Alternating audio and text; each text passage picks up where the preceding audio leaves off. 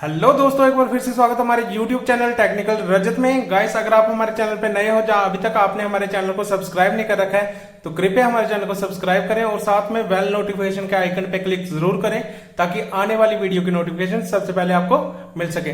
तो गाइस, आज हमने जो टॉपिक लिया है उसका नाम है मॉसफेट। जी हाँ दोस्तों, आज भी हमने मॉसफेट ही लिया है, बट आज हमने पी चैनल मॉसफेट लिया है। तो लास्ट वीडियो में हमने आपको एन चैनल मॉसफेट के बारे में बताया था, होप आपको वो अच्छे समझ आ गया होगा। तो इस वीडियो में हम आपको पी चैनल मॉसफेट के बारे में बताएंगे। ठीक है दोस्तों, मॉसफेट के 3 टर्मिनल है। आजकल जो मॉसफेट आते हैं वो आईसी की शेप में भी आते हैं, वो मैं नेक्स्ट वीडियो में आपको समझाऊंगा। आज हम 3 टर्मिनल वाला जो मॉसफेट है उसके बारे में ही बात करेंगे। ठीक है दोस्तों, तो पी चैनल मॉसफेट में जो हमने आज मॉसफेट लिया है उसका नंबर है J449। ध्यान से देखिएगा, J449। जी हाँ दोस्तों, ये पी चैनल मॉसफेट है और इसकी जो वोल्टेज और एम्पेयर रेंज है वो मैं आपको बता देता हूँ। इसकी जो वोल्टेज रेंज है वो है 250 वोल्ट। जी हाँ दोस्तों, वो 250 वोल्ट तक ये ऑपरेट हो सकता है और 6 एम्पेयर इसका करंट रेटिंग है। ठीक है, 6 एम्पेयर तक का जो करंट है वो अपने अंदर से ये क्रॉस कर सकता है। ठीक है दोस्तों, सिमिलरली एन चैनल की तरह ही है ये भी देखने में, और इसका भी वही पिन है, गेट, सोर्स और ड्रेन। जी हाँ दोस्तों, इसका भी सोर्स वैसे ही है जैसे एन चैनल का है, ड्रेन भी वैसा है और गेट भी वैसा है। तो मैं आपको बता देता हूं, इसमें फर्क सिर्फ इतना होता है कि जहां पे हम पी चैनल में ये होता है कि हमें वहां पे ग्राउंड वोल्टेज देनी पड़ती है, तभी हमारा जो ड्रेन और सोर्स है आपस में कनेक्ट हो पाता है। ये मैं पूरा डिटेल में आपको समझा देता हूं आगे। तो सबसे पहले मैं आपको ये बता देता हूं कि ये जो टर्मिनल जो हमने बनाया है ये इसका है गेट, ये इसका गेट है। ठीक है दोस्तों, और जैसे एन चैनल का होता है सिमिलरली ये इसका है ब्लू वाला, इसका ड्रेन, जहां से आउटपुट लेते हैं हम, और ये वाला जो रेड में दिख रहा है ये इसका है सोर्स। ठीक है, नजदीक से दिखा देता हूं आपको। ये देखिए, ये गेट है, ये ड्रेन है और ये सोर्स है। गेट के लिए हमने इस बार ग्रीन कलर का इस्तेमाल करा है और सोर्स के लिए रेड और ड्रेन के लिए हमने ब्लू का इस्तेमाल करा है। ठीक है, क्योंकि हमने यहाँ पे गेट पे अभी ग्राउंड वोल्टेज देनी है ताकि सोर्स और ड्रेन आपस में कनेक्ट हो सके। जब यहाँ पे पॉजिटिव वोल्टेज होगी तब हमारा सोर्स और ड्रेन ये ओपन सर्किट हो जाएगा, ये आपस में कनेक्ट नहीं रहेंगे। ठीक है, तो इसलिए मैंने यहाँ पे ग्रीन पेन का इस्तेमाल कर लिया। बिल्कुल वर्किंग इसकी भी वैसे ही है। हम सिर्फ एन चैनल पे जो सोर्स पे नेगेटिव वोल्टेज देते थे हमारी बैटरी की, अब हमने यहाँ सोर्स पे पॉजिटिव वोल्टेज देनी है हमारी बैटरी की। जी हाँ दोस्तों, और ड्रेन से हमने लोड के लिए पॉजिटिव वोल्टेज कनेक्ट करनी है। इसका सिंबॉलिक जो डायग्राम होता है वो मैं आपको बता देता हूं। ये इसका सिंबॉलिक डायग्राम है, ये हमने बनाया है। ये इसका सोर्स है, ये इसका ड्रेन है और ये इसका गेट है। तो दोस्तों, यहाँ पे मैंने थोड़ी सी गलती कर दी थी। ड्रेन हमारा ऊपर की तरफ था, मैंने नीचे की तरफ कर दिया। ठीक है, तो ये हमने अभी सुधार लेनी है। ठीक है, ये इसका सोर्स है और ये इसका ड्रेन है। ठीक है दोस्तों, ये थोड़ा लिखने में मुझसे गलती हो गई थी, अब मैंने सुधार दी। ठीक है, तो ये इसका ड्रेन टर्मिनल है, ये इसका सोर्स टर्मिनल है और ये इसका गेट टर्मिनल है। आप देख पा रहे हो ड्रेन और सोर्स के बीच में एक डायोड लगा है। तो दोस्तों, आपको भी पता है यहाँ पे हमने सोर्स को देना है पॉजिटिव वोल्टेज। ठीक है, तो यहाँ पे हमने सोर्स में जैसे ही पॉजिटिव वोल्टेज दिया और यहाँ पे डायोड का जो है वो नेगेटिव टर्मिनल कनेक्ट है, तो क्या होगा, ये सोर्स का पॉजिटिव और डायोड का नेगेटिव आपस में रिवर्स ब्यास में काम करेंगे। ठीक है, जिससे क्या होगा, हमारे इस डायोड से कोई भी वोल्टेज, कोई भी करंट क्रॉस होके ड्रेन में नहीं जाएगा। ठीक है दोस्तों, तो ये अभी तक हमारा ओपन सर्किट है। तो अब यहाँ पे जैसे ही ग्राउंड मिलेगा हमें हमारे माइक्रो कंट्रोलर से, यहाँ पे 0 वोल्टेज मिलेगी, तो क्या होगा, हमारा जो ये टर्मिनल और ये टर्मिनल ये इस गेट टर्मिनल के साथ कनेक्ट होंगे। तो जैसे ही इस गेट टर्मिनल के साथ कनेक्ट होंगे तो यहां से सोर्स से हमारा पॉजिटिव वोल्टेज गेट के थ्रू क्रॉस होता हुआ ड्रेन में चला जाएगा। ठीक है, और जैसे ही फिर से हमारा माइक्रो कंट्रोलर हमारे गेट पे पॉजिटिव वोल्टेज दे देगा तो ये हमारा ओपन सर्किट हो जाएगा। ये गेट हमारा फिर से सोर्स और गेट के टर्मिनल से डिस्कनेक्ट हो जाएगा, जिससे हमारा सोर्स और ड्रेन के बीच में कोई भी कनेक्शन नहीं बनेगा। होप आपको ये वर्किंग समझ आ गई होगी। तो अभी हम करते हैं इसका कनेक्शन कि ये कैसे बनाना है। तो ये रहा पॉजिटिव हमारा, तो पॉजिटिव को हमने सोर्स के साथ कनेक्ट करना है। ठीक है, तो ये बैटरी का पॉजिटिव हमने सोर्स के साथ कनेक्ट कर दिया। ठीक है, अब जो इसका ड्रेन है वो हमने एलईडी के पॉजिटिव के साथ कनेक्ट करना है।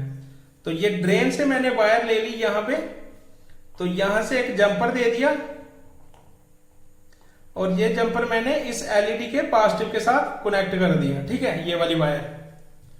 होप आपको ये समझ आ गया होगा। इतना हमने क्या करा, हमने सिंपल जो हमारा जो पी चैनल का मॉसफेट है उसका जो सोर्स है वो बैटरी के पॉजिटिव के साथ कनेक्ट कर दिया और उसका जो ड्रेन है यहां से हमें आउटपुट मिलेगी वो एलईडी के पॉजिटिव के साथ कनेक्ट कर दिया।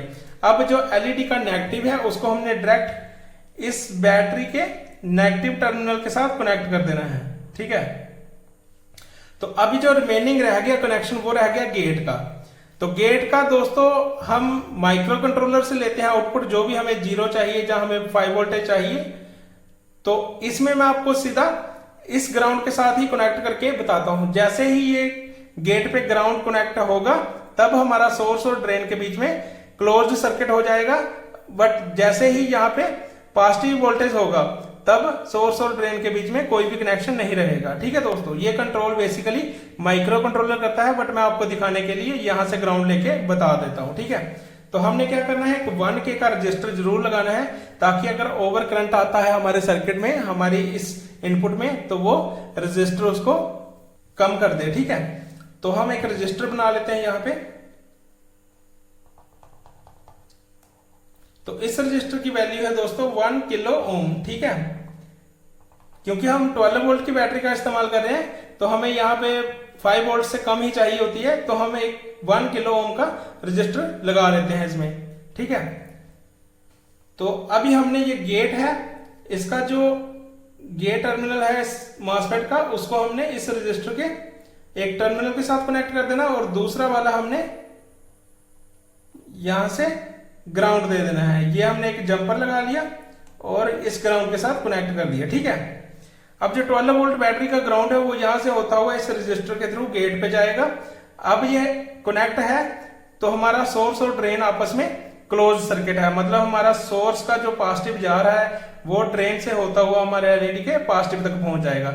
नेगेटिव ऑलरेडी कनेक्ट है तो ये हमारा एलईडी फिर से ग्लो करेगा और जैसे ही ये गेट पे हमारा फिर से पॉजिटिव वोल्टेज हम आ जाता है माइक्रो कंट्रोलर से, तो ये गेट और सोर्स के बीच में कोई भी कनेक्शन नहीं बनेगा, हमारा एलईडी भी ग्लो नहीं करेगा। ठीक है, होप आपको पी चैनल मॉसफेट के बारे में ये सारी नॉलेज हो गई होगी। ठीक है, तो अभी हम ये बताते हैं कि सपोज करो आपको एन चैनल मॉसफेट नहीं मिलता है, ठीक है, तो उसकी जगह आप पी चैनल मॉसफेट कैसे इस्तेमाल कर सकते हो। ठीक है दोस्तों, कई बार होता है कि हमारे सर्किट में एन चैनल मॉसफेट लगा होता है और वो 1 हो जाता है और आपको वहां पे एन चैनल मॉसफेट नहीं मिल पाता किसी भी रीजन से। ठीक है, तो अगर आपके पास पी चैनल अवेलेबल है तो आप उसका इस्तेमाल भी कर सकते हो उसकी जगह पे। चेंजेस बस दोस्तों उसके थोड़े से सर्किट में करनी है। ठीक है, वो मैं आपको बता देता हूं कि क्या चेंजेस करके आप पी चैनल के मॉसफेट को एन चैनल में यूज कर सकते हो। ठीक है, तो उसके लिए मैं डायग्राम समझा देता हूं। तो ये मैंने एक डायग्राम बनाया मॉसफेट का, वही डायग्राम जो मैंने पीछे आपको समझाया। ये इसका टर्मिनल है गेट वाला, ये गेट है, ये इसका ड्रेन आ गया और ये इसका सोर्स है। ठीक है, ये पी चैनल है। ठीक है, तो अभी हमने क्या करना है दोस्तों, ये इसका जो सोर्स है और ये ड्रेन, गेट वैसा ही रहेगा, गेट से आपने कोई भी चेंजेस नहीं करनी है। ठीक है, हमने क्या करना है, सिंपल पी चैनल मॉसफेट के सोर्स को ड्रेन बना देना है और ड्रेन को सोर्स बना देना है, जैसा कि मैंने एन चैनल में भी आपको समझाया है कि हम एन चैनल को एज ए पी चैनल कैसे यूज कर सकते हैं। तो सोर्स को हमने कट करके यहां पे ड्रेन बना दिया और ड्रेन को हमने सोर्स बना दिया। ठीक है, अब यहां पे सपोज करो एक एलईडी है हमारा, ये हमारा एलईडी है। ठीक है, ये एलईडी का पॉजिटिव है और ये नेगेटिव है। ठीक है, 12 वोल्ट का लगा लो आप, जितना भी आपका लोड हो गया कोई भी, तो ये एलईडी का पॉजिटिव है और ये इसका नेगेटिव है। तो हमने अब क्या करना है, अब हमने दोस्तों यहां पे पॉजिटिव वोल्टेज के साथ कनेक्ट नहीं करना है। ठीक है, हम पी चैनल को एन चैनल बना रहे हैं, तो अब हमने यहाँ पे ग्राउंड पिन देनी है एज ए सोर्स पे, ठीक है। बैटरी का सोर्स पे ग्राउंड देना है और ड्रेन से हमने जो नेगेटिव लेना है जो बैटरी से होता हुआ जाएगा, ठीक है। मैं आपको बैटरी बना के भी समझा देता हूं। तो ये मैंने बैटरी बनाई, ठीक है। ये बैटरी का आ गया पॉजिटिव और ये आ गया बैटरी का नेगेटिव, ये पॉजिटिव, ठीक है। अब हमने क्या करना है, ये जो सोर्स है यहां पे हमने देना है इस बैटरी का नेगेटिव। जी हाँ दोस्तों, नेगेटिव देना है। तो ये हमने यहां से लिया, ये वायर यहां से निकाली। वैसे बेसिकली पी चैनल में हम सोर्स पे हमेशा पॉजिटिव देते हैं, बट हम पी चैनल को as a N channel use कर रहे हैं, तो हमने यहां पे बैटरी का नेगेटिव देना है, ठीक है।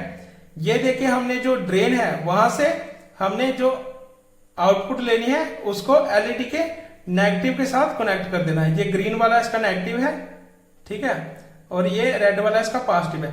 तो हमने एलईडी के पॉजिटिव को सीधा इस बैटरी के पॉजिटिव के साथ कनेक्ट कर देना है, ठीक है।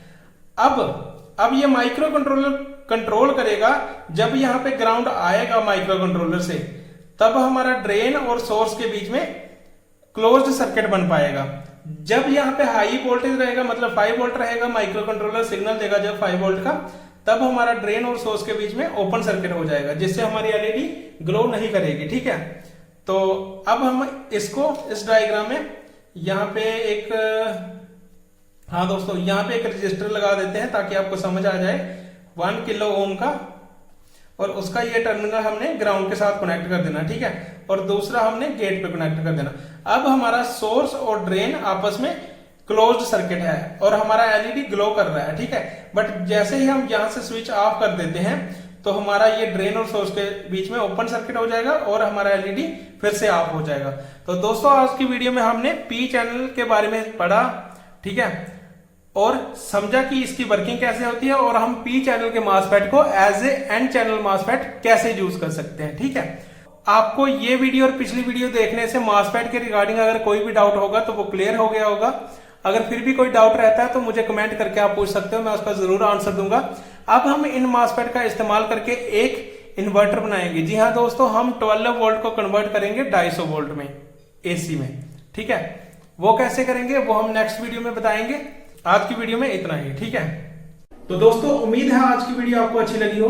वीडियो अगर आपको पसंद आई है तो वीडियो को लाइक, शेयर और चैनल को सब्सक्राइब जरूर करें। मिलते हैं नेक्स्ट वीडियो में किसी और टॉपिक के साथ।